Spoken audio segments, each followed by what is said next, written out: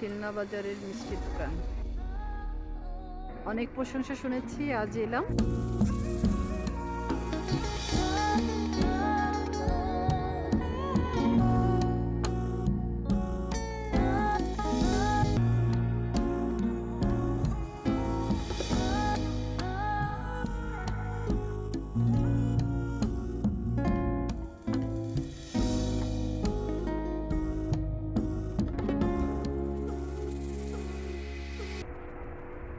এখানে ছানার সন্দেশগুলো দেখা যাচ্ছে।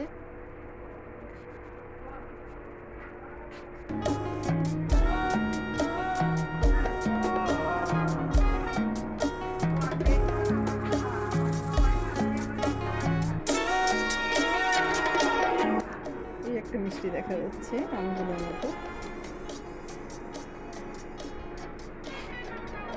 এটা সম্ভবত গুড়ের সন্দেশ, এটা চিনির সন্দেশ। দেখা যাক, আমরা খাবো।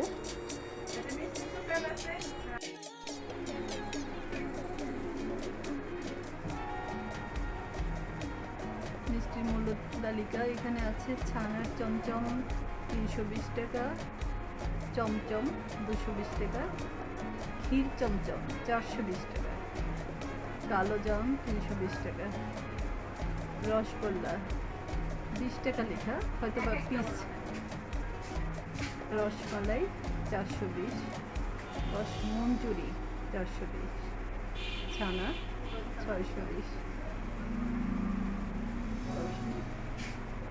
সবগুলো এখানে লিখে দেওয়া আছে।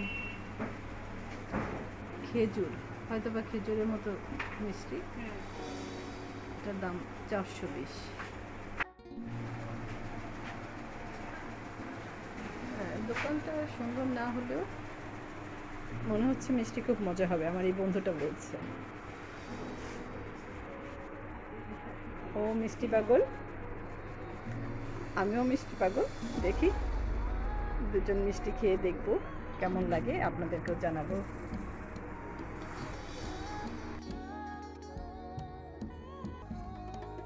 বট গাছের তলায় খোলা ঘর, তাই না? এই হলো মিষ্টির দোকানটা। আর পৌর পরিষদ যেটা, ইউনিয়ন পরিষদ যেটা, এইটা এর ঠিক পাশেই। আর এই চারিদিকে এটার নামই হলো, যত বিকাল হচ্ছে তত লোকের লোকারণ্য এই মিষ্টি খাওয়ার জন্য। এত ছোট্ট একটা দোকান, কিন্তু সামনে কোনো নাম দেওয়াও নেই।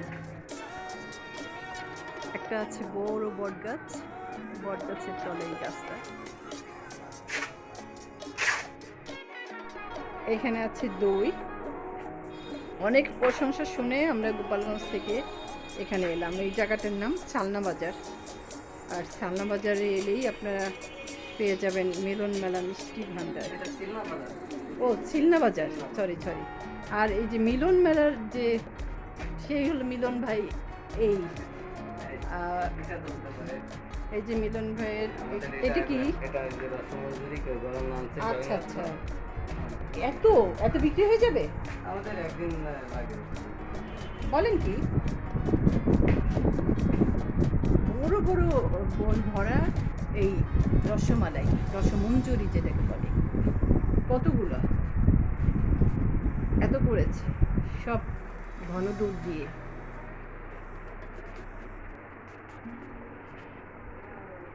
অভাবনীয় ঘ্রাণটাও সেই, একদম টাটকা দুধের ঘ্রাণ।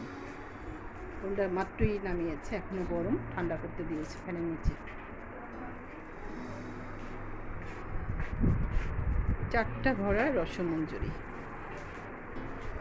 আর এখানে আছে রসমালাই, বড় বড়, অনেক বড় বড়। আর এখানে আছে দই, সম্পূর্ণ দুধের ছানা দিয়ে সব কিছু করে। এই যে ছানাগুলো ময়ন করে রেখেছে। এই মিষ্টিটা কেমন খেতে? এটা হলো ছানার সন্দেশ। সন্দেশ না, ছানা। ও, এটা শুধু ছানা বলে, ছানার সন্দেশ আলাদা। কিন্তু এটা যখন পিস হয়ে যায় এটা ছানার সন্দেশই বলে। যাই হোক, এটাকে ছানা বলে। ছানাটা খেতে নাকি খুবই সুস্বাদু। আমিও খেয়ে দেখব। এটাকে বলে বড়াপি। আমি প্রথমে ভেবেছিলাম গুড়ের সন্দেশ, এখন আমি জানি না আসলে বড়াপি নাম।